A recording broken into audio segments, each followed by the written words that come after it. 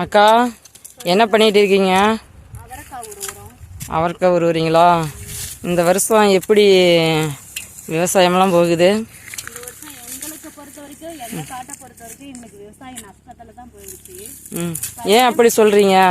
பாருங்க, நாங்கள் 20,000 இந்த காட்டுக்கு செலவு பண்ணோம். எங்களுக்கு ஒரு 5,000 ரூபாய் கூட எங்களுக்கு லாபம் கிடைக்காது. ஏன்னா பாருங்க, எங்கள் காட்டில் வெறும் செடியே முளைக்கல, என்னன்னு தெரியல. கரெக்டான டைமுக்கு எங்கள் காட்டில் மழை வராமல் போயிடுச்சு. அதனால எங்களுக்கு இந்த வருஷம் நஷ்டம்தான். அப்படிங்களா? நஷ்டம் தான் எங்களுக்கு. இந்த வெள்ளாமை பொறுத்த வரைக்கும் எங்களுக்கு இந்த வருஷம் நஷ்டத்துல தான் போயிட்டு இருக்கு.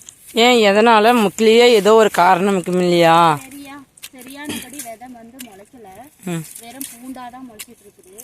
மழை பெஞ்ச காரணத்தினால பக்கத்து காட்டுல இருக்கிறதெல்லாம் எங்க காட்டுக்கு வந்துருச்சு இந்த விதையெல்லாம். அதனால எங்களுக்கு விதையல் இந்த வேஸ்டான செடி தான் முளைச்சிட்டு இருக்குது. அவரை செடி சரியா வரல. அதனால எங்களுக்கு இந்த வருஷம் விவசாயம் அவரை நஷ்டம் தான். சரி, நீங்கள் எவ்வளோ இதுக்கு செலவு செஞ்சுருந்தீங்க? எவ்வளோ உங்களுக்கு லாபம் கிடைக்கும்? எவ்வளோ? அதான் சொன்னனே, 20,000 முதல்ல போட்டிருக்கிறோம். எங்களுக்கு இந்த வருஷம் 5,000 கூட எங்களுக்கு தேராது. மருந்தடிக்கிறது, களப்பெரிக்கிறது, இதெல்லாம் எவ்வளோ காசு? நாங்கள் 20,000 ரூபாய் போட்டிருக்கிறோம் இதில். 20,000 ரூபாயா? சரி, நீங்கள் அவரைக்காயை பச்சையாக பறிச்சு விற்பீங்களா, இல்லை அதை மொச்சக்கொட்டையாக ஆக்கி அப்புறமேட்டில்? மொச்சக்கொட்டையாக ஆக்கி தான் நாங்கள் வந்து மிஷினில் கொடுத்து அடித்து நாங்கள் அவரை விதை தான் நாங்கள் விற்போம். அவரை விதை தானா? எவ்வளோ ஒரு கிலோ? எப்படி போகுதுன்னு தெரியல, அடித்து பார்த்து நாங்கள் வந்து பார்த்து போட்டால் தான் தெரியும். உள்ளூருக்கு மக்களுக்கே கொடுப்பீங்களா, இல்லை கடைக்கு? ஒட்டுக்கா கொடுத்துருவோம். ஒட்டுக்கா கொடுத்துருவீங்களா? சேல்ஸ் பண்ணுறவங்க வந்து வாங்கிட்டு போயிடுவாங்க. இங்கேயே வந்து வீட்லேயே வந்து வாங்கிட்டு போயிடுவாங்க. சரி,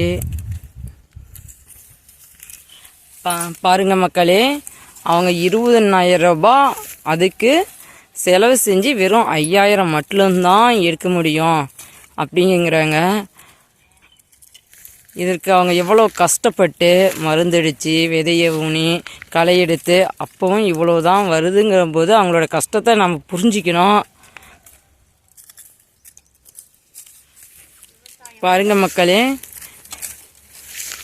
இவ்வளோதான் கஷ்டம். இந்த வெயிலையும் அவங்க கஷ்டப்பட்டு செஞ்சோம், இவ்வளோதான் இவங்களால லாபம் எடுக்க முடியுது அப்படிங்கிறாங்க. விவசாயிகளோட கஷ்டத்தை புரிஞ்சு நீங்கள் அவங்க சேனலை பாருங்கள், லைக் பண்ணுங்கள், ஷேர் பண்ணுங்கள். வாங்க, உங்கள் ஊர்லேயும் இப்படி தானா விவசாயம் போகுதுன்னு எங்களுக்கு கமெண்ட் பண்ணுங்கள். பாய், வணக்கம், தேங்க்யூ.